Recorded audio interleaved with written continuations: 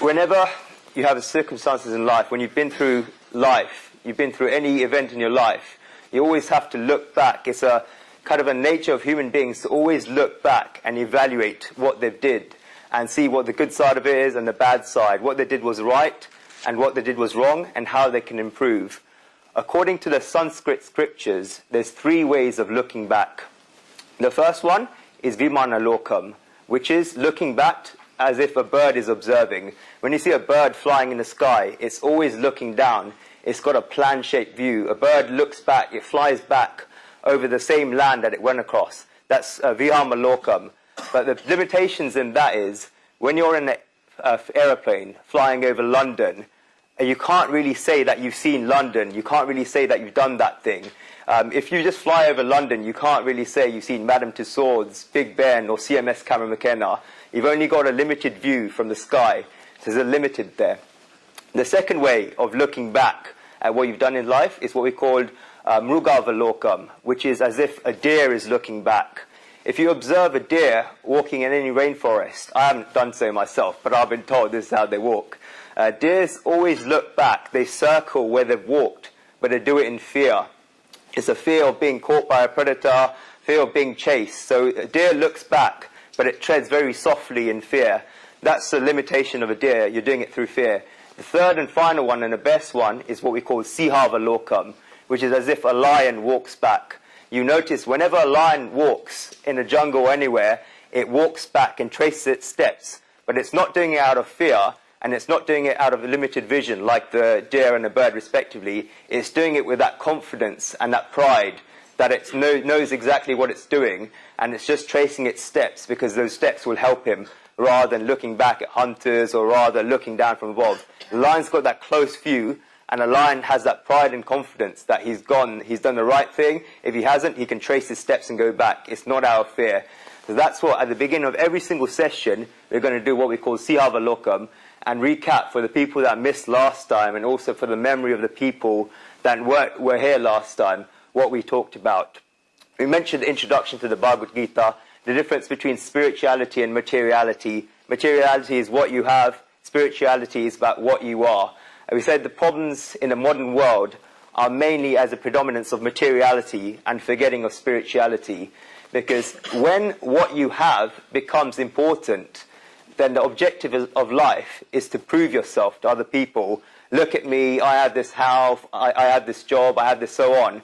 And when every person in society is trying to prove themselves, there's only one route to take, and that's I'll keep gathering what I can. Just keep gathering objects, objects, and objects, because it all depends on what you have. And the limitation of that is that when you're chasing after things, you're not chasing after things for yourself, but for other people, because of this root cause that you're trying to prove yourself to other people.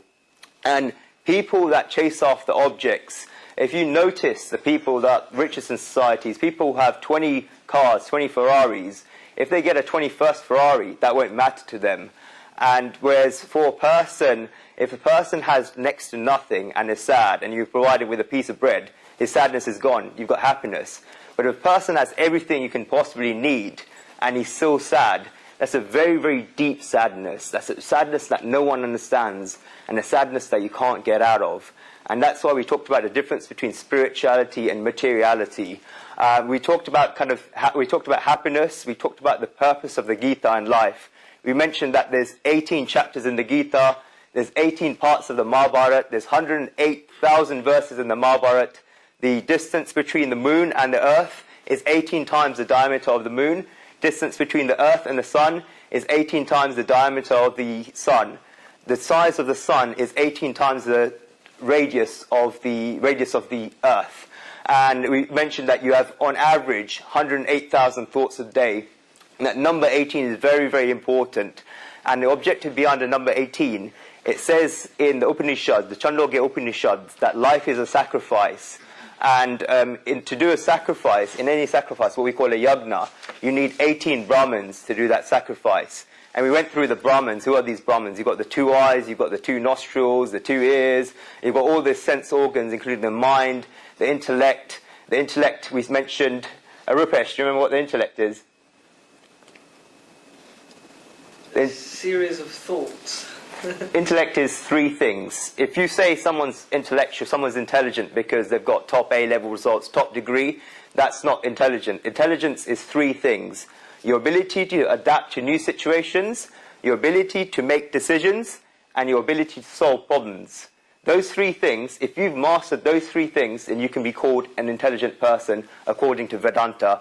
The entire intellect stems from your memory, from subconscious thoughts, things that you've gathered together. For example, when you're a child and you touch a flame, you get burnt. And from that, it's stored in your memory, in your subconscious, and you know to solve problems in the future, not to do that again. And that's what intelligence is.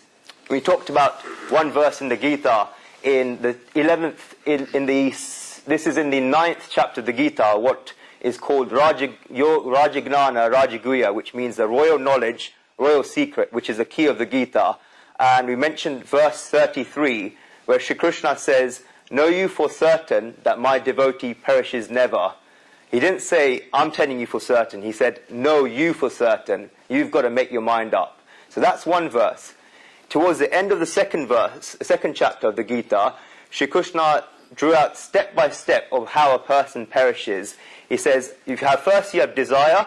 From desire, it stems to the next thing, which is anger. And from anger, bewilderment. From bewilderment, you've got loss of the memory. And from loss of the memory, you have destruction of the intelligence. So you've got two lines to draw there. You've got how a person's intellect is destroyed in the second chapter, and in the 9th, and how a person perishes. And then in the 9th chapter, Shri Krishna says, "Know you for certain that my devotee perishes never." So we can deduct from those two things that if you're a devotee of whatever God, we mentioned in last week's talk that throughout the whole Mahabharata, Krishna is referred to Krishna, whereas in the Gita, Krishna is not referred to Gita, it's referred to Bhagwan. So that can mean any type of God. It can be Krishna, Ram, Allah, whoever you want. So for people that say that Gita is exclusively about Krishna, they're wrong. Because the name Krishna, name Hinduism, doesn't appear in the Gita anywhere.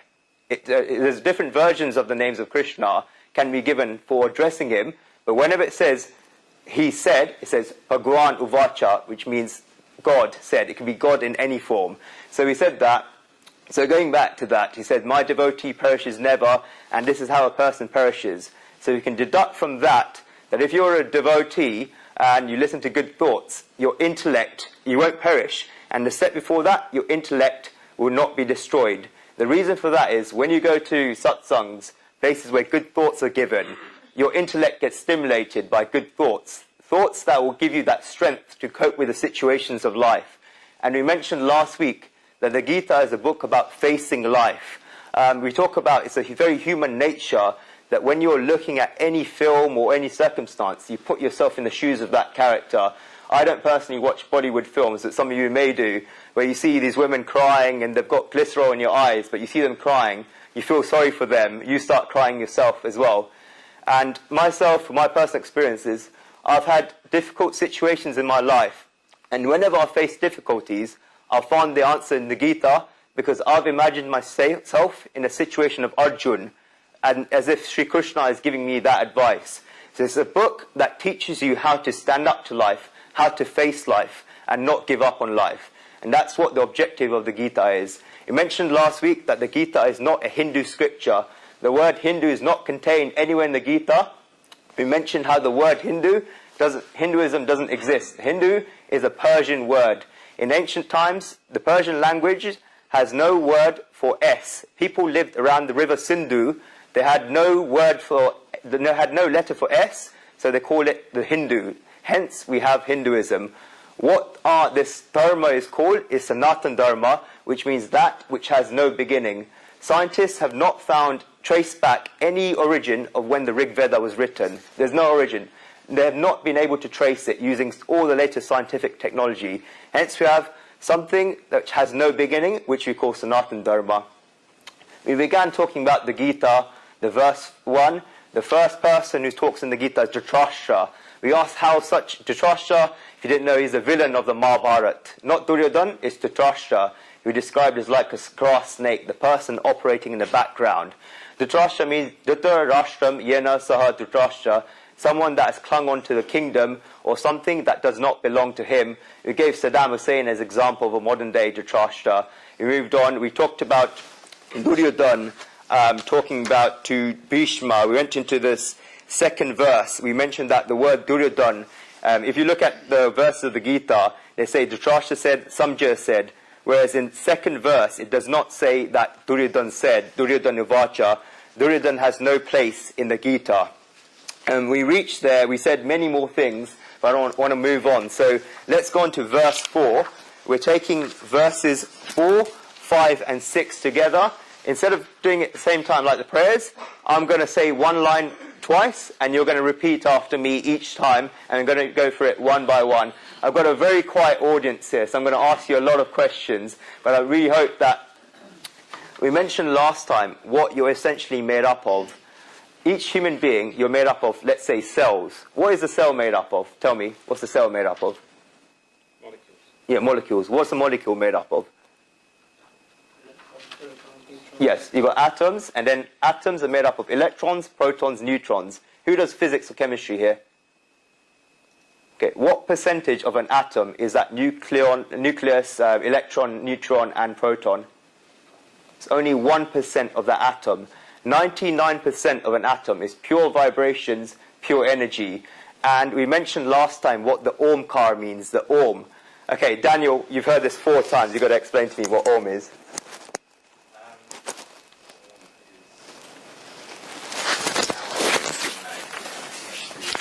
Yes, we say Om Shanti Shanti. It means peace to the mind. It's peace to the body, peace to the mind. That's on it. How you doing? But don't worry, you haven't missed it. We're just repeating what we said, so we're starting out. Peace to the body, peace to the mind, peace to the intellect. Okay, that A in the Om represents peace to the body. The U in the Om represents peace to the mind. The M in the Om represents peace to the intellect. I'll prove it to you right now. Okay, Ashish. If you were to punch me, what sound would I make? If it hurt me, what sound would I make? Ow. Ah! See? That will give me peace to the body. If I have pain in my body, that will give me that peace. And a lot of doctors in India, in Ayurveda, play that sound in the background to speed the healing of patients. Okay, next one. Okay, Mala. If I were to make you cry, and you were crying, what sound would you make? You'd be like, ooh!